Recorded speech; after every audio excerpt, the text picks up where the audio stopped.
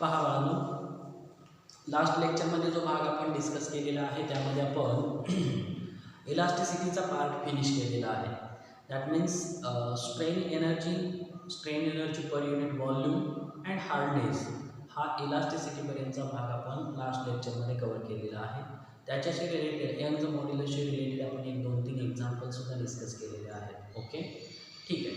पण बाळांनो, जो नेक्स्ट पार्ट चालू होतो लेसनमधला त्याला आपण फ्रिक्शन इन अ सॉलिड असं म्हटलेलं आहे. थोडासा वेगळा आहे, इलास्टिसिटीपेक्षा थोडासा वेगळा पार्ट आहे, बट इम्पॉर्टंट आहे. Friction in solid and origin of friction, दोन्ही पॉईंट्स सायमल्टेनियसली पाहू. फ्रिक्शन इन सॉलिड,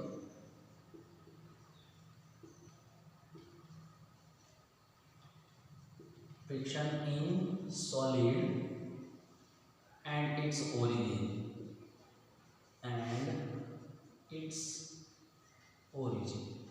म्हणजे हा फ्रिक्शनल फोर्स किंवा हे फ्रिक्शन कसं निर्माण होतं. ओके, अँड इट्स ओरिजिन बघूया. दोन्ही पॉईंट कंबाईन करून मी तुम्हाला पहा.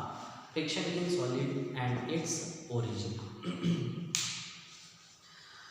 तुम्ही आतापर्यंत रोटेशनल मोशन डिस्कस केलेलं आहे किंवा मग रोटेशनल मोशन वगैरे आहे, लॉज ऑफ मोशन तुम्ही स्टडी केलेले आहे. त्याच्यात मध्येच कुठंतरी बाळा पहा कोइफिशियंट ऑफ स्टॅटिक फ्रिक्शन वगैरे असं काहीतरी तुम्हाला प्रॉब्लेममध्ये आलेलं असणार आहे. ओके, आता coefficient of static friction, coefficient of kinetic friction काय आहेत ते याच्याशी रिलेटेड आहे. का सांगितलं बाळा तुम्हाला हे? कारण फ्रिक्शनशी रिलेटेड एक क्वेश्चन फिक्स राहणार आहे, एक फिक्स क्वेश्चन राहतो तुमच्या कॉम्पिटेटिव्ह एक्झाममध्ये. म्हणजे मग तो 2-3 पॉईंट कंबाईन करून त्याच्यामध्ये कोइफिशियंट ऑफ फ्रिक्शन टाकलेला असेल किंवा जस्ट कोइफिशियंट ऑफ फ्रिक्शनशी रिलेटेड स्टॅटिक फ्रिक्शन किंवा कायनेटिक फ्रिक्शनशी रिलेटेड क्वेश्चन विचारला जाणार आहे, विचारला गेलेला आहे. आतापर्यंतच्या कॉम्पिटेटिव्ह एक्झाममध्ये तुम्ही पाहू शकता त्याच्यामध्ये बऱ्याच वेळा कोइफिशियंट ऑफ स्टॅटिक फ्रिक्शन वगैरे तुम्हाला गिवन असतं किंवा त्याचा यूज तुम्हाला दिलेल्या प्रॉब्लेममध्ये करावा लागतो वगैरे वगैरे. ठीक आहे, महत्त्वाचं आहे एवढंच लक्षात घ्या. Friction in solid and its ओरिजिनमध्ये पहिल्यांदा आपण काही एक्झाम्पल पाहूया बाळा. बघा, आपण जमिनीवरून चालत जातो, बरोबर आहे. We can walk on the ground. Why is it possible to us? का शक्य रे आपण जमिनीवरून चालत जाताना आपण असं स्लिप का होत नाही आहे? का होत नाही आहे? कारण force of friction between the ground and our feet, आपले पाय आणि जमीन यांच्यामध्ये जो फोर्स ऑफ फ्रिक्शन आहे याच्यामुळे आपण सहजासहजी त्या ठिकाणी वॉक होतो, सहजासहजी आपण चालू शकतो. मी दुसरं एक्झाम्पल तुम्हाला असं देईन. We can climb on the tree. झाडावरती आपण चढू शकतो. का चढू शकतो? कारण तिथं सुद्धा friction between the tree and the पाय, हात या सगळ्यांमध्ये काय होणार आहे? त्या ठिकाणी फ्रिक्शन होणार आहे, ज्याच्यामुळे आपल्याला झाडावरती चढणं पॉसिबल होतं. हा का नाही? ओके, चला, जमिनीवरून आपण सहजासहजी चालू शकतो because of friction between the ground and our feet. आपले पाय आणि जमीन यांच्यामध्ये असणारं फ्रिक्शनल फोर्स किंवा त्या ठिकाणी होणारं फ्रिक्शन याच्यामुळे. वाळवंटामधून चालत असताना तुम्हाला सहजासहजी पुढे जाता येईल का रे? वाळवंटामधून चालणं आणि या साध्या जमिनीवरून चालणं याच्यामध्ये तुम्हाला डिफिकल्ट कुठं वाटेल? नक्कीच to walk in the sand, not सँडमधून. या सँडमधून चालणं नक्कीच आपल्याला थोडंसं डिफिकल्ट जाणवेल. का बरं? कारण त्या ठिकाणी होणारं फ्रिक्शन कसं आहे? जास्त आहे. म्हणजे होणारं फ्रिक्शन जास्त असल्यामुळे त्या ठिकाणी आपल्याला difficult to walk in the sand, म्हणजे वाळूतून चालणं थोडंसं डिफिकल्ट जाणवेल. पण या जमिनीवरून चालत असताना लिमिटेड फ्रिक्शन होते, ज्याच्यामुळे त्या ठिकाणी आपण सहजासहजी वॉक करू शकतो. ठीक आहे, आता मी फ्रिक्शन म्हटलं, बट एक्झॅक्ट फ्रिक्शन काय असतं? अरे हा फ्रिक्शनल फोर्स आहे किंवा हे फ्रिक्शन म्हणजेच काय असेल? The tendency to oppose the relative motion between the two surface. Keep in mind, relative motion म्हणजे tendency to oppose. Tendency. Okay, tendency to oppose relative motion. Relative motion हे लक्षात घ्या. रिलेटिव्ह मोशन म्हटलेलं आहे. Relative motion between the two layers, that is called as the friction. म्हणजे काय असेल? एक सरफेस दुसऱ्या सरफेसवरून स्लाइड होत असताना त्याला अपोज करणारा जो गुणधर्म असेल, त्याला अपोज करणारी जी प्रॉपर्टी असेल, त्याला आपण काय म्हटलेलं आहे? फ्रिक्शन म्हटलेलं आहे. Is it clear? Tendency to oppose the relative motion between the two surface. Relative motion, एक सरफेस दुसऱ्या सरफेसवरती स्लाइड होतो. त्या ठिकाणी असणारा जो फोर्स जनरेट होतो किंवा त्या ठिकाणी या मोशनला अपोज करणारी जी प्रॉपर्टी असेल, अपोज करणारीची जी टेंडन्सी आहे, त्याला आपण काय म्हणतो, फ्रिक्शन. Is it clear? हां, I can explain it. See कसा असेल, हा एक सरफेस आहे, ओके, आणि या सरफेसवरती मी एक हा ब्लॉक ठेवलेला आहे. ठीक आहे, रिजिड सरफेस आहे, रिजिड ब्लॉक आहे, ठेवलं. या ब्लॉकवरती मी आता या डायरेक्शनला फोर्स दिला. म्हणून पहा, मी या ब्लॉकवरती या डायरेक्शनला फोर्स दिलेला आहे. काय दिसतं तुम्हाला, या डायरेक्शनला फोर्स दिला असता हे जे दोन सरफेस आहेत, ब्लॉक आणि हा जो सरफेस आहे, यांच्यामध्ये काय जनरेट होत आहे, frictional force which act in this direction. म्हणजे इथं ऍक्ट होणारा हा फोर्स या डायरेक्शनला ऍक्ट होतो. म्हणजे मी दुसरा पॉईंट असा सांगेन, पहिल्यांदा tendency to oppose the relative motion between the two surfaces in a contact, that is called as the friction. Keep in mind. Now this friction is opposite or this frictional force is act along the tangential path किंवा along the tangent. हे दोन surface इथं contact मध्ये आहेत, म्हणजे ज्या ठिकाणी दोन सरफेस कॉन्टॅक्ट मध्ये आहेत त्या ठिकाणीच हा फोर्स ऍक्ट होतो. आले लक्षात? तिसरा point, this force of friction is opposite. आपण ज्या डायरेक्शनला फोर्स अप्लाय केलाय त्याच्या अपोजिट डायरेक्शनला हा फोर्स ऑफ फ्रिक्शन ऍक्ट होत असतो. लक्षात घ्या, दिस फोर्स ऑफ हा फोर्स ऑफ फ्रिक्शन आहे, बरोबर आहे, हा फोर्स ऑफ फ्रिक्शन आहे आणि हा आपण दिलेला फोर्स आहे, ज्याच्यामुळे हा ब्लॉक या डायरेक्शनला मूव्ह होत असताना हा फोर्स ऑफ फ्रिक्शन अपोजिट डायरेक्शनला ऍक्ट होतो. ओके, किंवा याला आपण ए म्हणू आणि हा दुसरा ब्लॉक आहे, सपोज हा दुसरा ब्लॉक आहे. ठीक आहे, हा दुसरा ब्लॉक आहे. आता हा block A block B block वरून या डायरेक्शनला मूव्ह होतोय. त्यावेळेस बी ब्लॉक याच्यावरती या डायरेक्शनला फोर्स देतोय. हा फोर्स म्हणजेच काय झाला, फ्रिक्शनल फोर्स. मग जर समजा बी ब्लॉक जेव्हा याच्याकडे बघतोय, हा ब्लॉक या डायरेक्शनला चाललेला दिसतोय त्याला, म्हणजे जर हा ब्लॉक मोशन मध्ये असेल, हा रेस्टवर असेल, तेव्हा या ब्लॉक मार्फत याच्यावरती दिलेला फोर्स असा असेल. लक्षात, म्हणजे अपोजिट डायरेक्शनला ऍक्ट होणार आहे. Is it clear? आपण दिलेला फोर्स जर असा असेल तर हा फ्रिक्शनल फोर्स या डायरेक्शनला ऍक्ट. मग लक्षात ठेवा, tendency to oppose the relative motion between the two surfaces in a contact, that is called as the friction. Force arises between, नीट ऐका, force arises between the two relative motion between the two surfaces in contact, that is called the frictional force. Force arises between the two surfaces, relative motion between the two surfaces in contact, that is called as the frictional force, and that frictional force act along the tangent or at the point of contact. ज्या ठिकाणी point of contact आहे दोन बॉडींचा, त्या ठिकाणी हा tangential direction आहे किंवा त्या ठिकाणी हा frictional force act होत असतो.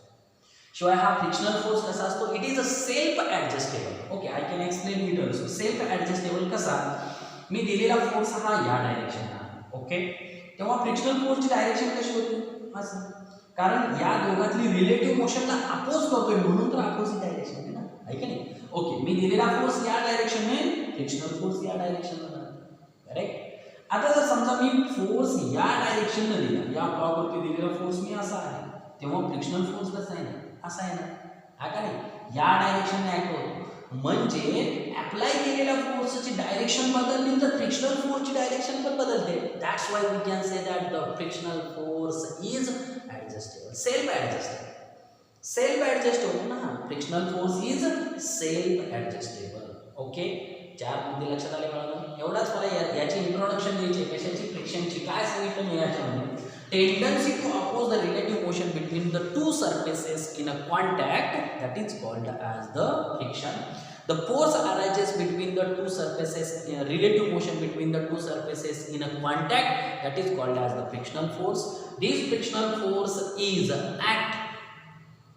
at the point of contact, that is in a tangential direction, and this frictional force is a self adjustable. Self adjustable म्हणजे आपण जर राईट साईडनं फ्रिक्शनल फोर्स दिला तर, सॉरी, आपण राईट साईडनं फोर्स दिला तर फ्रिक्शनल फोर्स हा लेफ्ट साईडनं ऍक्ट होतो, म्हणजे आपोआप त्याची डायरेक्शन त्या ठिकाणी बदलली जाते. Is it clear? Let me discuss about the origin of frictional force. आता हा फ्रिक्शनल फोर्स किंवा हे फ्रिक्शन कसं जनरेट होतो, हा फ्रिक्शनल फोर्स कसा जनरेट होतो त्याच्याविषयी पाहूया.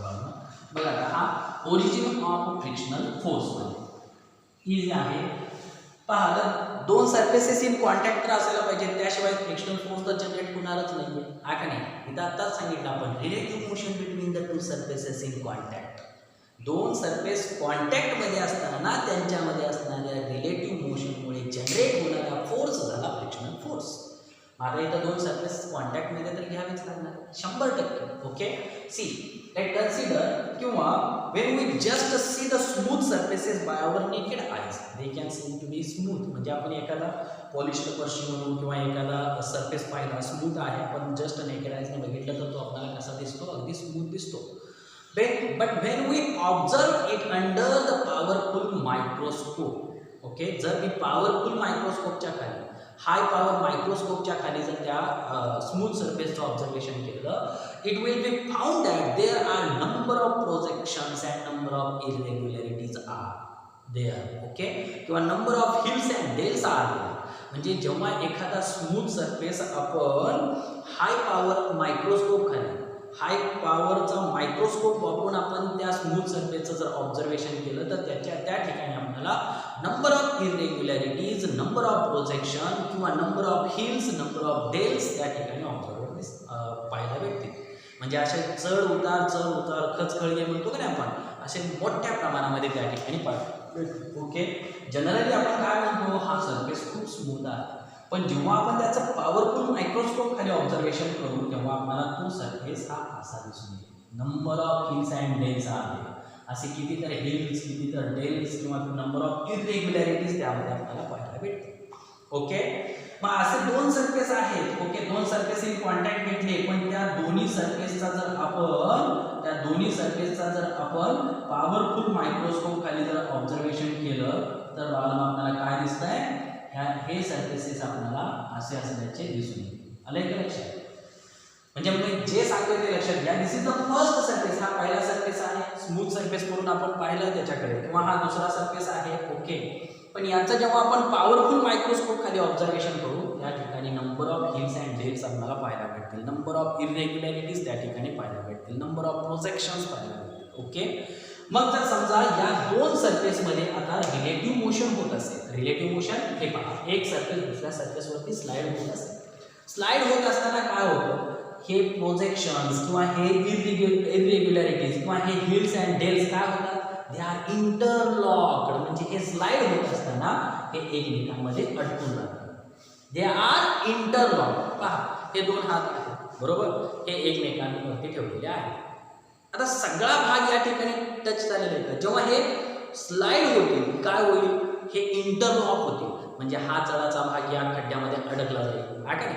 म्हणजे हे काय होणार याच्यामध्ये लक्षात आलं का तुमच्या, हिल्स अँड डेल्स इंटरलॉक होतील, अटकून राहतील. Due to which there is opposition for the relative motion between this two layer. That is nothing but the frictional force. हा रिलेटिव्ह मोशनला अपोज होतोय, म्हणजे फोर्स जनरेट झाला, आणि हा फोर्सच काय आहे, फ्रिक्शनल फोर्स आहे. That is the origin. हेच त्याचं ओरिजिन आहे. लक्षात आले बघा, जेव्हा आपण smooth surface high power microscope खाली जेव्हा ऑब्झर्व करू, number of irregularities, number of projections त्याच्यामध्ये पाहायला भेटतील, हिल्स अँड डेल्स चढ उतार त्याच्यावरती भरपूर पाहायला भेटतील. मग असे सरफेस जेव्हा रिलेटिव्ह मोशनमध्ये असतात, ते slides over each other. These irregularities are interlocked due to which there is an opposition for the relative motion of that two layers. That is nothing but the friction. यालाच आपण friction असं म्हणतो. Is it clear? हां, but according to the modern theory हे इंटरलॉकिंगच फक्त फ्रिक्शनसाठी responsible आहे असं नाही. फक्त इंटरलॉकिंग किंवा हे इरेग्युलॅरिटीजमुळेच फ्रिक्शनल फोर्स जनरेट होतो असं नाही. आता पहा काय केलं या ठिकाणी, म्हणजे मॉडर्न थिअरीने काय सांगितलेलं आहे, this interlocking is not just responsible for the force of friction, but the molecular force of attraction or force of attraction between the molecules of these two surfaces also responsible for the frictional force किंवा also responsible for the friction between the two layers. या दोन layer मध्ये असणाऱ्या friction साठी responsible असणारा दुसरा महत्त्वाचा factor म्हणजे या सरफेस मध्ये आणि या सरफेस मध्ये असणाऱ्या मॉलिक्युल्स मध्ये होणारं अट्रॅक्शन, हा असणारा अट्रॅक्टिव्ह फोर्स त्या ठिकाणी काय होईल, फ्रिक्शनल फोर्स जनरेट करेल. Is it clear? म्हणून काय म्हटलेलं आहे, molecular force of attraction between the two surfaces किंवा force of attraction between the molecules of these two surfaces also responsible for the friction. Friction साठी हे सुद्धा कारणीभूत ठरतं. Is it clear? बघा आता जर समजा आपण हा सरफेस हे इररेग्युलॅरिटीज किंवा हे प्रोजेक्शन डिसअपियर करण्यासाठी किंवा काढून टाकण्यासाठी आपण या सरफेसला पॉलिश करतो, हा का नाही? पॉलिश केल्यानंतर काय होतं?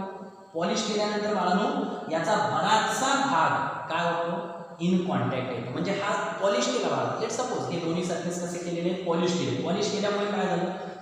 कॉन्टॅक्ट एरिया जो असेल दोन्ही सरफेसचा कॉन्टॅक्ट एरिया त्या ठिकाणी काय झाला? इन्क्रीज झाला. आणि कॉन्टॅक्ट एरिया इन्क्रीज झाल्यानंतर या सरफेसच्या मॉलिक्यूलमध्ये असणारा फोर्स ऑफ अट्रॅक्शन वाढला. आणि फोर्स ऑफ अट्रॅक्शन वाढल्यामुळे त्या ठिकाणी रिलेटिव्ह मोशनला अपोज होतो, हा का नाही? Yes or no? दुसरा पॉईंट काय असेल बाळांनो? आता समजा आपण पॉलिश नाहीच केली, या ठिकाणी असणारा तुम्ही म्हणणार सर पॉलिश केल्यानंतर एरिया ऑफ कॉन्टॅक्ट वाढला आणि मग त्या ठिकाणचा फोर्स ऑफ फ्रिक्शन वाढला, हे ठीक आहे. पण आता इथं एरिया ऑफ कॉन्टॅक्ट हा टोटल एरिया दिलाय, पण या ऍक्च्युअल टोटल एरियापेक्षा कॉन्टॅक्ट एरिया किती आहे? इथं एवढा दिलेला आहे आणि इथे एवढाच दिलेला आहे. हा एरिया ऑफ कॉन्टॅक्ट कसा आहे? कमी आहे. मग तुम्ही म्हणणार सर हा एरिया ऑफ कॉन्टॅक्ट कमी आहे, याचा अर्थ फोर्स ऑफ फ्रिक्शन पण त्या ठिकाणी कमी असेल का? नाही, जास्त. का? कारण बघा एरिया ऑफ कॉन्टॅक्ट कमी असल्यामुळे प्रेशर कसं झालं रे? दोन्ही सरफेसमध्ये असतं जास्त झालं. Area decrease, pressure increase. आणि प्रेशर कमी असल्यामुळे फोर्स कसा झाला? जास्त झाला. म्हणून या ठिकाणी असणारा फोर्स ऑफ फ्रिक्शन सुद्धा कसा असेल? जास्त असेल. दुसरा पॉइंट काय सांगितलं? जर पॉलिश केलं सरफेस, आपण जर सरफेस पॉलिश केले, एरिया ऑफ कॉन्टॅक्ट वाढला. आता कमी होता पण एरिया ऑफ कॉन्टॅक्ट वाढला. बाळांनो एरिया ऑफ कॉन्टॅक्ट वाढल्यानंतर फोर्स ऑफ फ्रिक्शन वाढला. का बरं force of friction? Sorry, area of contact वाढल्यानंतर मॉलिक्युलर फोर्स ऑफ अट्रॅक्शन वाढला, आहे का नाही? बघा ना, हे सरफेसेस कॉन्टॅक्टमध्ये आले आणि कॉन्टॅक्टमध्ये आल्यामुळे काय झालं? दोन्ही सरफेसच्या मॉलिक्यूलमध्ये असणारा फोर्स ऑफ अट्रॅक्शन वाढला. आणि फोर्स ऑफ अट्रॅक्शन वाढतो म्हणजेच काय झालं? फोर्स ऑफ फ्रिक्शन वाढतो. म्हणून मॉडर्न थिअरीनुसार काय सांगितलं जाते? Just interlocking is not responsible for the force of friction, but the force of attraction between the molecule of two surfaces are also responsible for the force of friction. Force of friction साठी ते सुद्धा responsible ठरतात. Okay, जर समजा दोन surfaces contact मध्ये असणारे हे दोन्ही सरफेस एकाच मटेरियल पासून बनलेले असतील, म्हणजे इथं असणारे दोन्ही मॉलिक्यूल किंवा याचे मॉलिक्यूल सारखेच असतील, तर त्या ठिकाणी असणारा फोर्स ऑफ अट्रॅक्शन असतो cohesive force of attraction. Okay, the force of attraction between the two same kind of molecule, that is called as the cohesive force of attraction. ठीक आहे? आणि जर समजा हे हा पहिला सरफेस, हा पहिला सरफेस, हा दुसरा सरफेस, हे दोन्ही सरफेस वेगवेगळ्या मटेरियलचे बनलेले, मग आता हा मॉलिक्यूल कसे झाले? डिफरंट झाले. The force of attraction between the two different kinds of molecule, that is called as the adhesive force. Cohesive force, adhesive force. Adhesive कधी म्हटलं मी? डिफरंट टाइप्स ऑफ मॉलिक्यूल्स असतील तर ॲडिसिव्ह फोर्स, आणि सेम काइंड ऑफ मॉलिक्यूल असतील तर कोहेसिव्ह फोर्स. आलं लक्षात? हे adhesive force, cohesive force also responsible for the friction. That is the origin of friction. Is it clear? म्हणून लक्षात आलं मी काय सांगितलं? ओरिजिन ऑफ फ्रिक्शन काय आहे? जर आपण जस्ट नेकेड आईज न ऑब्झर्व केलं पॉलिश्ड स्मूथ सरफेसचं तर ते आपल्याला स्मूथ दिसतात, बट हाय पॉवरफुल मायक्रोस्कोप खाली जेव्हा आपण त्याचं ऑब्झर्वेशन करू, number of irregularities, number of projections, hills and dales त्या ठिकाणी पाहायला मिळते, जे की रिलेटिव्ह मोशन होत असताना हे एकमेकांमध्ये अटकून राहतात, बरोबर, इंटरलॉक होतात, ज्याच्यामुळे रिलेटिव्ह मोशनला अपोज होतो. त्यालाच आपण फ्रिक्शनल फोर्स म्हणतो किंवा त्यालाच आपण फ्रिक्शन असं म्हणतो. ओके, बट हे इंटरलॉकिंगच रिस्पॉन्सिबल ठरत नाहीये. Molecular force of attraction between the two layers, molecules present in the two layers, दोन लेयरमध्ये असणाऱ्या ह्या मॉलिक्युल्समध्ये असणारा फोर्स ऑफ अट्रॅक्शन सुद्धा त्या ठिकाणी या फोर्स ऑफ फ्रिक्शनसाठी किंवा फ्रिक्शनसाठी रिस्पॉन्सिबल ठरतं. हे मॉडर्न थिअरीने एक्सप्लेन केलेलं आहे. Okay, that is the friction in solid and its origin. Let me go ahead, थोडंसं पुढे जाऊया. आता खरा महत्त्वाचा पार्ट चालू असेल फ्रिक्शन इन सॉलिडमधला, तो म्हणजेच स्टॅटिक टाइप्स ऑफ फ्रिक्शन. आता याचे 3 प्रकार तुम्हाला दिलेले आहेत टाइप्स ऑफ फ्रिक्शनचे. Okay, there are the three types of friction. First one is the static friction, second one is the kinetic friction, and third one is the rolling friction. Let me discuss it one by one. एक एक आपल्याला discuss करायचे आहेत. आपण पहिला पाहूया static friction कसं असेल. Okay, static friction. ठीक आहे, एक समजून घ्यावा, दुसरा लगेच समजून जातो आणि याच्याशी रिलेटेड असणारे लॉज सुद्धा आपल्याला डिस्कस करायचे आहेत. ठीक आहे, फोर्स ऑफ स्टॅटिक फ्रिक्शन, पहिल्यांदा स्टॅटिक फ्रिक्शन म्हणजे काय आणि त्यानंतर त्याच्याशी रिलेटेड असणारे 3 लॉज दिलेले आहेत. ओके, हे 3 लॉ काय आहेत पाहूया. जर तुम्हाला पहिले 3 लॉ स्टॅटिक फ्रिक्शनचे 3 लॉ लक्षात आले, कायनेटिक फ्रिक्शनचे तेच आहेत, फक्त स्टॅटिक फ्रिक्शनच्या ऐवजी कायनेटिक फ्रिक्शन हा वर्ड यूज करायचा आहे. सेम वे असणार. आता जुन्या सिलेबसमध्ये खरं तर हे 3 लॉ सांगितलेले त्याचे एक्सपेरिमेंट होते 11th मध्ये आणि ते प्रूव्ह करायचे होते. पण आता ते आपल्याला एक्सपेरिमेंट पण नाही आहेत, फक्त थेरीसाठी दिलेले आहेत 3 लॉ. जसं आपण केपलर्स लॉ स्टडी करतो त्या पद्धतीने हे 3 लॉ दिलेले आहेत, पाहिजे आपल्याला. पहिल्यांदा बघूया आपण स्टॅटिक. पहा बघा, स्टॅटिक फ्रिक्शनमध्ये जसं की 3 प्रकार आहेत, स्टॅटिक फ्रिक्शन, कायनेटिक फ्रिक्शन आणि रोलिंग फ्रिक्शन. पहिला आपण पाहूया स्टॅटिक फ्रिक्शनमध्ये. बघा, suppose this is a horizontal surface and on this horizontal surface, let's suppose this is the block is kept here. Now block is at rest. Let me apply the small force on this block. या block वरती मी हा small force दिला. हा table आहे, समजा हा table आहे आणि या टेबल वरती आपण हा ब्लॉक ठेवलेला आहे आणि या ब्लॉक वरती आपण हॉरिझॉन्टल फोर्स दिला. ब्लॉक वरती आपण हा फोर्स दिला. It is observe that the block will not move here. म्हणजे हा ब्लॉक या ठिकाणी मूव्ह होणार नाही. रिझन काय असेल? Because there is a frictional force between this table and block. हा टेबल आणि ब्लॉक यांच्यामध्ये काय आहे? फ्रिक्शनल फोर्स आहे. आणि या फ्रिक्शनल फोर्सपेक्षा आपण दिलेला फोर्स कसा आहे? कमी आहे. किंवा इथं फ्रिक्शनल फोर्स आहे म्हणून आपण दिलेल्या फोर्समुळे हा ब्लॉक पुढे सरकलेला नाही. परंतु न्यूटन्स लॉनुसार एखाद्या ऑब्जेक्टवरती फोर्स दिला की त्याच्यात मोशन जनरेट व्हायला पाहिजे. पण जर बॅलन्स्ड फोर्स ॲक्ट होत असेल तर मोशन जनरेट होत नाही आहे. म्हणजे इथं दिलेला हा फोर्स या फ्रिक्शनल फोर्सला कसा होणार आहे? बॅलन्स होणार आहे. हा का नाही? Okay, the applied force is balanced to the frictional force between this two layers. म्हणजेच ब्लॉक आणि टेबल यांच्यामध्ये असणाऱ्या फ्रिक्शनल फोर्सला हा अप्लाइड फोर्स कसा झाला? बॅलन्स झाला. हा का नाही? ज्याच्यामुळे याच्यात मोशन जनरेट झालेली नाही. If we keeps on increasing the applied force, मी याच्यावरती दिला जाणारा फोर्स इन्क्रीज करत गेलो, वाढवत गेलो. अ स्टेज विल रीचेस, म्हणजे अशी एक स्टेज येईल ज्या स्टेजला हा दिलेला फोर्स कसा असेल? मॅक्सिमम फोर्स असेल. Okay, and due to this maximum force the block will slide over the table. म्हणजे या टेबलवरती हा ब्लॉक स्लाइड व्हायला. Is it clear? म्हणजे आता हा फोर्स दिला, सध्या मी हा फोर्स दिला, हा ब्लॉक स्लाइड होत नाहीये. याचा अर्थ दिलेला फोर्स आणि या ब्लॉक आणि टेबलमध्ये असणारा फ्रिक्शनल फोर्स कसे झाले? बॅलन्स झाले. पण मी दिलेला फोर्स वाढवत गेलो. अ stage will comes at which the force applied force become maximum force, due to which the block slide over the table. Now if the F is greater than a maximum force, आता हा maximum force कसा आहे? ज्या फोर्सला हा block slide होतो, आहे का? त्या फोर्सला आपण मॅक्सिमम फोर्स म्हणतो. पण आता दिलेला फोर्स कसा आहे? या मॅक्सिमम फोर्सपेक्षा कसा आहे? जास्त आहे. Due to which block is continuously sliding over the table. At that stage, म्हणजे कंटिन्युअसली स्लाइड व्हायला लागेल आणि त्या स्टेजला याच्यामध्ये असणाऱ्या स्टॅटिक फ्रिक्शनच्या ऐवजी कायनेटिक फ्रिक्शन जनरेट होईल. मी काय सांगितलं मी नाही का बघा? मी सुरुवातीला याच्यावरती फोर्स दिला, या ठिकाणी मोशन जनरेट होत नाही आहे, कारण दिलेला फोर्स आणि इथला फ्रिक्शनल फोर्स कसे झाले? बॅलन्स. मी दिलेला फोर्स वाढवत गेलो. एका पर्टिक्युलर स्टेजला काय दिसलं बघा? हा दिलेला फोर्स मॅक्सिमम फोर्स होतो. म्हणजे या मॅक्सिमम फोर्सला ब्लॉक जस्ट स्लाइड व्हायला सुरुवात होते. मग जर हा फोर्स या मॅक्सिमम फोर्सपेक्षा जास्त दिला तर मात्र हा कंटिन्युअसली स्लाइड व्हायला लागतो. कंटिन्युअसली असा पुढे सरकत जातो. मग कंटिन्युअसली स्लाइड होत असताना स्टॅटिक फ्रिक्शनच्या ऐवजी कायनेटिक फ्रिक्शन त्या ठिकाणी जनरेट होते. आलं का लक्षात? ओके. मग आता इथं दोन गोष्टी लक्षात घ्या. हा इथं असणारा फ्रिक्शनल फोर्स हा कसा आहे? सेल्फ ॲडजस्टेबल फोर्स म्हटलेला आहे. सेल्फ ॲडजस्टेबल का?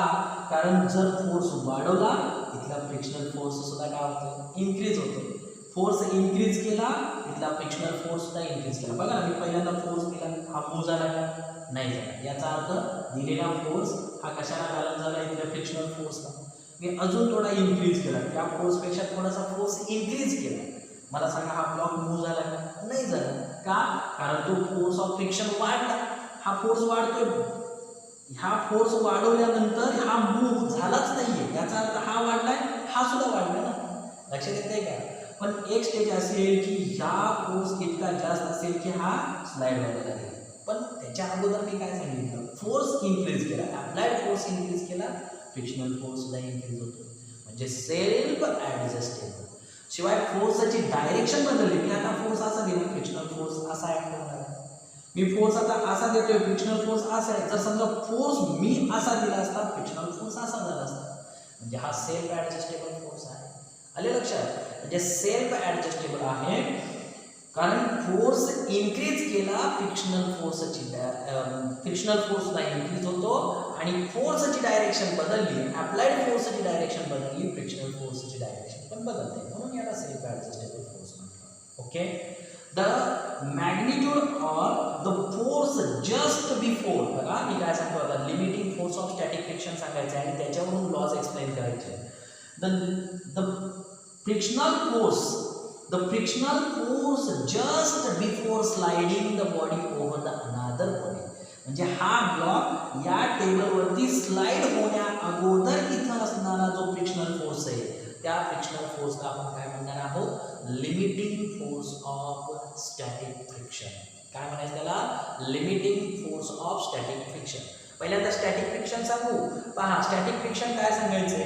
मी फोर्स अप्लाय केला, त्या ठिकाणी बॉडी मूव झालेली नाही, याचा अर्थ फ्रिक्शनल फोर्स आणि अप्लाइड फोर्स कसे झाले? बॅलन्स झाले. हा का नाही? म्हणजे द फोर्स किंवा static friction, the force arises between the two bodies when at a rest.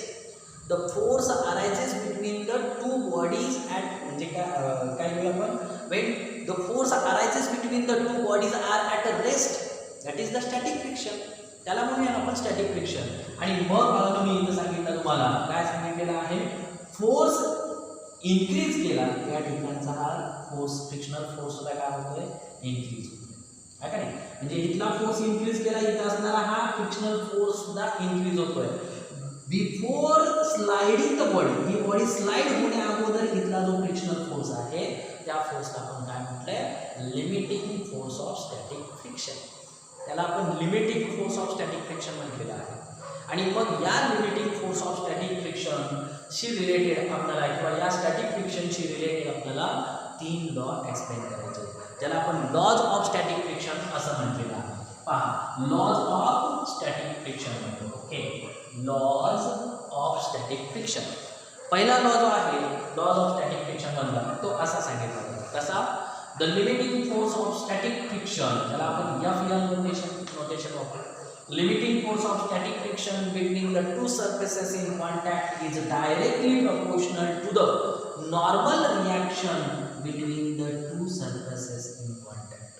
Normal reaction माहिती आहे आपल्याला, हा ब्लॉक आहे, या टेबलवरती ठेवला, याचं वेट डाऊनवर्ड डायरेक्शन ऍक्ट होतं आणि याला equal opposite normal reaction act होतं. ओके, ही झाली नॉर्मल रिएक्शन. हा का नाही? So, limiting force of static friction between the two surfaces in contact is directly proportional to the normal reaction between the two surfaces. Okay? इथे असणाऱ्या या normal reaction ला directly proportional असतो. मग आपण proportional sign काढून घेतलं. Limiting force of static friction is equal to काय घेतलं रे? मी हा mu s म्हणतो. mu s काय असणार? कोइफिशियंट ऑफ स्टॅटिक फ्रिक्शन म्हणायचं. कोइफिशियंट आहे हा कुठला? स्टॅटिक फ्रिक्शन मधला, म्हणून s into n, mu s into n. Limiting force of static friction is equal to mu s into n. Mu s काय आहे? कोइफिशियंट ऑफ स्टॅटिक फ्रिक्शन आहे. This is constant of proportionality, ज्या constant of प्रोपोर्शनॅलिटीला आपण coefficient of static friction असं म्हणतो. Okay. हा coefficient of static friction जर डिराईव्ह करायचा असेल, डिफाईन करायचा असेल, μs is equal to F divide by n. Okay. म्हणजेच coefficient of static friction is the ratio of limiting force of static friction to the normal reaction. याला आपण काय म्हणूया, coefficient of static friction. Okay. पहा पहिला law काय सांगितला, limiting force of static friction between the two surfaces in contact is directly proportional to the normal reaction between the two surfaces. This proportional sign removed, and here is the proportionality constant taken. This constant is called as the coefficient of static friction. This coefficient of static friction is given by the ratio of limiting force of static friction to the normal reaction. Okay, हा पहिला law. दुसरा law जो आहे static friction मधला, law of static friction मध्ये दुसरा law असा सांगितला जातो, the limiting force of static friction does not depends upon the apparent area in a contact. Apparent area in contact as long as the normal reaction same. म्हणजे जोपर्यंत normal reaction same आहे तोपर्यंत ॲपॅरंट एरियावरती हा limiting force of static friction depend राहणार नाही. आता इथं ॲपॅरंट area म्हटलं बरोबर आहे. मग हा ॲपॅरंट एरिया काय असेल, जसं की मी मगाशी दाखवलं पहा. Okay, I can explain in this way. मी असं सांगेन तुम्हाला ॲपॅरंट एरिया. आता हे दोन्ही हात मी एकमेकांच्या कॉन्टॅक्टमध्ये घेतो. ओके. याचा एरिया ऑफ कॉन्टॅक्ट किती आहे, सध्या दिसणारा एरिया ऑफ कॉन्टॅक्ट किती, पूर्ण हात आहे, पूर्ण हात एकमेकांना टच झालेला होतो. पण जेव्हा आपण मायक्रोस्कोप खाली याचं ऑब्झर्वेशन करू, ॲक्च्युअल एरिया ऑफ कॉन्टॅक्ट किती आहे. आता सध्या मला एवढा दिसतोय ॲपॅरंट, पूर्ण हात एकमेकांना चिटकलेले दिसतंय. पण कसं असेल, मधला भाग इथं टच झालेला आहे का, नाही ना टच झालेला. म्हणजे हा ॲक्च्युअल एरिया ऑफ कॉन्टॅक्ट काय, ॲक्च्युअल एरिया ऑफ कॉन्टॅक्ट हा भाग असणार, हा एवढाच, हे बोटांचा भाग. पण हा भाग टच झालेला असेल का, नाही ना. हा का नाही. अरे लक्षात येते का, नाही का आपण ते हात कुंकुवामध्ये बुडवतो आणि असे इथं लावतो, व सगळे हात ॲज इट इज जसेच्या तसे, मध्ये कुठंतरी खड्डा राहतोच ना, मध्ये कुठंतरी ब्लँक राहतच का नाही. म्हणजे काय झालं, हा असा जर टाकला, हा पूर्ण काय झाला, हा काय झाला, ॲपॅरंट एरिया ऑफ कॉन्टॅक्ट झाला पूर्ण. हात मला पूर्ण फळ्याला चिटकला म्हणतो ॲपॅरंट एरिया ऑफ कॉन्टॅक्ट. पण जेव्हा आपण हात बाजूला काढू, हा एवढाच भाग त्या ठिकाणी कलर झालेला दिसतो, हा झाला ॲक्च्युअल एरिया ऑफ कॉन्टॅक्ट. अलग लक्षात, हा ॲपॅरंट एरिया ऑफ कॉन्टॅक्ट. मग त्याच्यावरती काय सांगितलं मी, ॲपॅरंट एरिया म्हणजे सध्या मला एवढा दिसतोय, हा झाला तुमचा ॲपॅरंट. बट ॲक्च्युअल किती आहे, जो प्रत्यक्षात इथं टच झालेला आहे तोच ॲक्च्युअल. ओके. हां, म्हणून दुसरा लॉ काय सांगितलेला आहे, limiting force of static friction is does not depends upon the apparent area in a contact as long as the normal reaction is the same. Normal reaction जोपर्यंत सेम आहे तोपर्यंत ॲपॅरंट area of कॉन्टॅक्टवरती हा limiting force of static friction does not depend, म्हणजे depend राहणार नाही. आणि तिसरा law महत्वाचा असा सांगितला आहे, third one law states that the limiting force of static friction is depends upon. आता हा डिपेंड असेल कशावरती, डिपेंड्स असेल nature and material of the surfaces in contact. म्हणजे जे सर्फेस एकमेकांच्या कॉन्टॅक्टमध्ये आहेत ते कोणत्या नेचरचे आहेत, म्हणजे त्यांचं नेचर काय असेल, शिवाय ते कोणत्या मटेरियलपासून बनलेले आहेत याच्यावरती सुद्धा हा limiting force of static friction depends असतो. These are the 3 laws of static friction. मला पहिला लॉ काय सांगितला मी स्टॅटिक फ्रिक्शन मधला, the limiting force of static friction is directly proportional to the normal reaction between the two surfaces in contact. Okay, normal reaction between the two surfaces in contact. मग आपण proportional sign काढलं, हा constant of proportionality घेतला, ज्याला आपण काय म्हणतो, coefficient of static friction. Then F your limiting force of static friction is equal to coefficient of static friction multiply normal reaction. Coefficient of static friction define केला, it is the ratio of limiting force of static friction to the normal reaction. पहिला होतो. Okay. दुसरा law काय सांगितलं, limiting force of static friction does not depends upon, it is independent on apparent area of contact as long as the normal reaction remains same.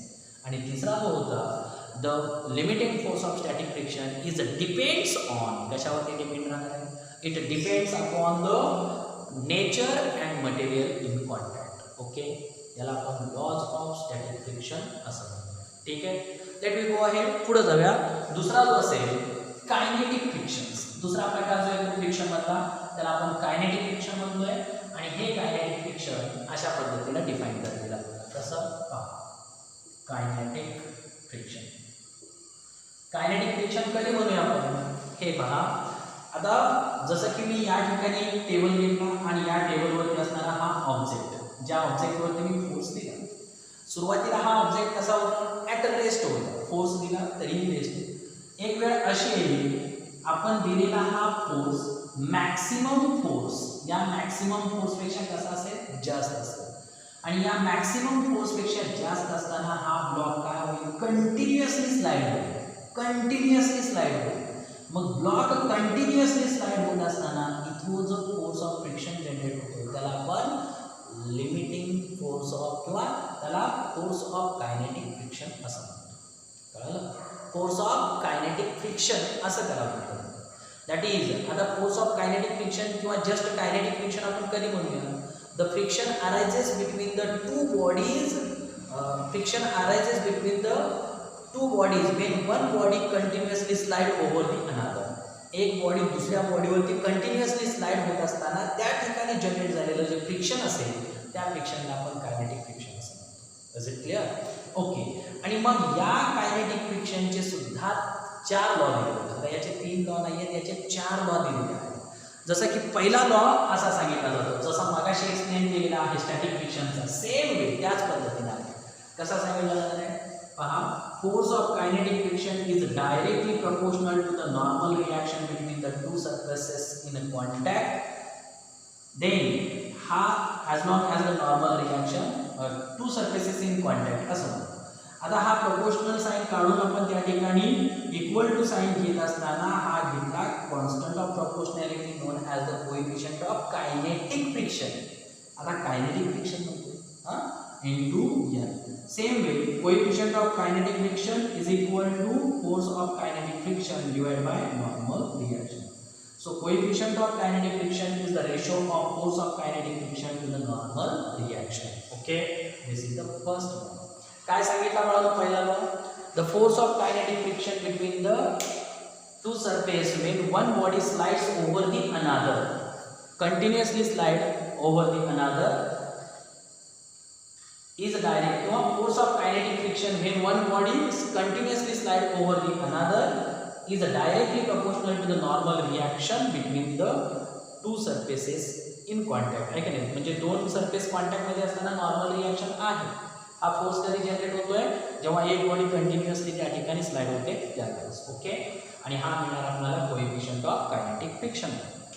Second law जो सांगितला जातो तो त्या ठिकाणी सांगितला स्टॅटिक फ्रिक्शन मध्ये सेम वे सांगितलं, same तोच लॉ सांगायचा. काय सांगणार आहात पहा, force of kinetic friction is, force of kinetic friction is, मगाशी काय सांगितलं होतं मला आपण, ते नॉर्मल रिएक्शन एक्सप्लेन केला.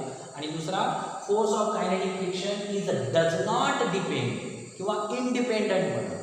Force of kinetic friction is independent on the apparent area in contact as long as the normal reaction is same. जोपर्यंत normal reaction same असेल तोपर्यंत kinetic force of kinetic friction हा दोन सरफेसच्या कॉन्टॅक्टवरती अवलंबून राहणार नाही, अपॅरंट contact एरियावरती अवलंबून राहणार नाही. थर्ड वन, तिसरा जो लॉ आपण याच्यामध्ये सांगितलं, काय सांगितलं होतं बाळांनो थर्ड लॉ? ओके पहा, the force of kinetic friction, the force of kinetic friction is depends on the nature and material in contact. Okay, nature आणि मटेरियल यावरती हा फोर्स ऑफ कायनेटिक फ्रिक्शन अवलंबून राहील, हा का नाही. आणि चौथा जो लॉ सांगितला जाईल तो असा सांगितला जाणार आहे, कसा, द फोर्स ऑफ कायनेटिक, हा लॉ लक्षात आला तुमच्या, काय सांगितलं मी, the force of kinetic friction is, the force of kinetic friction is depends upon the nature and material in contact. Last one, चौथा जो सांगितला जातो तो असा सांगितला जातो, कसा, force of kinetic friction between the two surface is independent on the relative motion between the two surfaces. Independent on the relative motion between the two surfaces. Okay, that is the fourth one. चौथा law काय सांगितलं बाळांनो, नीट पहा, हाच याच्यामध्ये additional आहे. काय सांगितलंय? The force of kinetic friction between the two surfaces when one body slides over the another is independent on the relative velocity. यामध्ये असणाऱ्या relative velocity वरती तो अवलंबून राहणार नाही. Okay, that is the 4 laws for the kinetic friction. हे kinetic फ्रिक्शनशी related असणारे 4 लॉज आहेत. ओके, आता याच्यानंतर पुढे एक जस्ट अजून एक फ्रिक्शन दिलेलं आहे, ज्याला आपण रोलिंग फ्रिक्शन असं म्हटलेलं आहे. फक्त डिफाईन करायचं आहे आपल्याला रोलिंग फ्रिक्शन, आणि मग रोलिंग फ्रिक्शन डिफाईन करून त्याच्याशी रिलेटेड असणारे ॲडव्हान्टेज, म्हणजे फ्रिक्शनचे असणारे ॲडव्हान्टेज आणि डिसॲडव्हान्टेज सांगायचे, फिनिश होईल लेसन आपलं. ओके, रोलिंग फ्रिक्शन फक्त डिफाईन करायचं आहे, त्याच्याशी रिलेटेड लॉज वगैरे नाही करणार. फक्त आपल्याला काय करायचं आहे, रोलिंग फ्रिक्शन. जसं की कायनेटिक फ्रिक्शन मी कधी म्हटलं, एक बॉडी कंटिन्युअसली दुसऱ्या बॉडीवरती स्लाइड होत असेल, त्या ठिकाणी जनरेट होणारं जे फ्रिक्शन असेल त्याला काय म्हणूया आपण, कायनेटिक फ्रिक्शन. तसं या ठिकाणी काय असेल, when one body continuously rolls over the another, दुसऱ्या बॉडीवरती कंटिन्युअसली रोल होत असताना जे फ्रिक्शन जनरेट होतं त्याला आपण काय म्हणणार, रोलिंग फ्रिक्शन. हा काय, अरे सिंपल आहे रे. स्टॅटिक फ्रिक्शन कधी होतं, जेव्हा दोन बॉडी रेस्टला होतात. कायनेटिक फ्रिक्शन कधी आहे, एक बॉडी कंटिन्युअसली दुसऱ्या बॉडीवरती स्लाइड होते म्हणतो मी, स्लाइड. हे स्लाइड झालं बघा, असं स्लाइड, नीट बघा मार्कर कडे स्लाइड होते. आणि रोल कधी होते, हे असं रोल होत जाणार आहे, फिरत जाणार आहे का नाही. म्हणजे point of contact of body is changes continuously या विथ द सरफेस. या सरफेस बरोबर बॉडीचा पॉइंट ऑफ कॉन्टॅक्ट सातत्याने बदलतो, आहे का नाही. याला काय म्हणतो आपण, rolling friction. Okay, rolling friction काय सांगितलंय, when one body continuously rolls over the another body, friction generate there is nothing but the rolling friction. त्याला आपण रोलिंग फ्रिक्शन असं म्हणतो. ओके, कायनेटिक फ्रिक्शन आणि स्टॅटिक फ्रिक्शनशी रिलेटेड जे लॉ आहे ते लॉ याच्याशी रिलेटेड दिलेले नाही, याच्याशी फक्त रोलिंग फ्रिक्शन लक्षात ठेवा. आता पहा बाळांनो, याच्यामध्ये जे तुम्हाला ॲडव्हान्टेज आणि डिसॲडव्हान्टेज एक्सप्लेन केलेले आहेत, कशाचे, फ्रिक्शनचे. पहिला ॲडव्हान्टेज आपल्याला असं सांगता येईल, we can walk on the ground. आपण जमिनीवरती सहजासहजी चालू शकतो. मी मगाशी सुरुवातीलाच फ्रिक्शनमध्ये तुम्हाला एक्झाम्पल दिलं. का चालू शकतो, it is only due to the friction. Friction असल्यामुळेच. बघा ना, तुम्ही स्मूथ सरफेस घ्या, एखाद्या तुमच्या घरामध्ये पॉलिश फरशी असेल, त्याच्यावरती थोडंसं निरम्याचं पाणी टाका आणि त्याच्यावरून चालू बघा, सपक चालू यायचं, हा का नाही. का होतं असं, कारण तिथला फ्रिक्शनल फोर्स काय झालेला असतो, कमी झालेला असतो. तर हा फ्रिक्शनल फोर्स का कमी होतो, तुमचे पाय आणि ग्राउंड यांच्यामध्ये तो पाण्याचा लेयर जातो, ज्यामुळे त्या ठिकाणचं फ्रिक्शनल फोर्स कमी होतं आणि स्लाइड होतं. आलं लक्षात. ओके, फॉरगेट इट, इकडं नाही जायचं आपल्याला. फक्त we can walk on the ground only due to the frictional force, हा का नाही. We can climb on the tree, आपण झाडावरती चढू शकतो. का बरं, only due to the frictional force ना. फ्रिक्शनल फोर्स असल्याशिवाय आपण चढू शकत नाही. जर फ्रिक्शनल फोर्स नसतात, चढताच झालं नसतं बाळांनो. We can hold any object in our hand, आपण कुठल्याही ऑब्जेक्ट आपल्या हातात पकडू शकतो only due to the frictional force, हा का नाही. These are the some advantage. किंवा असंही म्हणूया आपण frictional force, we can stop the vehicles by applying brake apply करून आपण व्हेइकल स्टॉप करतो. तिथे काय होतं एक्झॅक्टली, फ्रिक्शनल फोर्सच ॲक्ट होतो ना, between tyre and ground. Frictional फोर्सच ॲक्ट होतो, बरोबर. These are the some advantages of frictional force. हे फ्रिक्शनल फोर्सचे असणारे ॲडव्हान्टेजेस आहेत. तसेच याचे डिसॲडव्हान्टेजेस सुद्धा दिलेले आहेत. डिसॲडव्हान्टेजमध्ये आपल्याला काय सांगता येईल पहा. हां, आता फ्रिक्शन काय करतं, it cause the where and tear, झीज घडून आणतं, हा का नाही. डिसॲडव्हान्टेज, आपण ब्रेक मारला, टायरची झीज होते, हा का नाही. Where and tear of the tyre, it cause the where and tear of the tyre असं म्हणूया. काही ठिकाणी होणारं फ्रिक्शन हे त्या सरफेसची झीज घडवून आणतं, हा का नाही. आणि मग हे फ्रिक्शन कमी करण्यासाठी लुब्रिकंट, ग्रीस, हा का नाही, किंवा मग बॉल बेरिंग याचा वापर केलेला असतो, ज्याच्यामुळे त्या ठिकाणचं होणारं फ्रिक्शन कमी होतं आणि त्या ठिकाणचे ते ऑब्जेक्ट इझिली ऑपरेट होतात.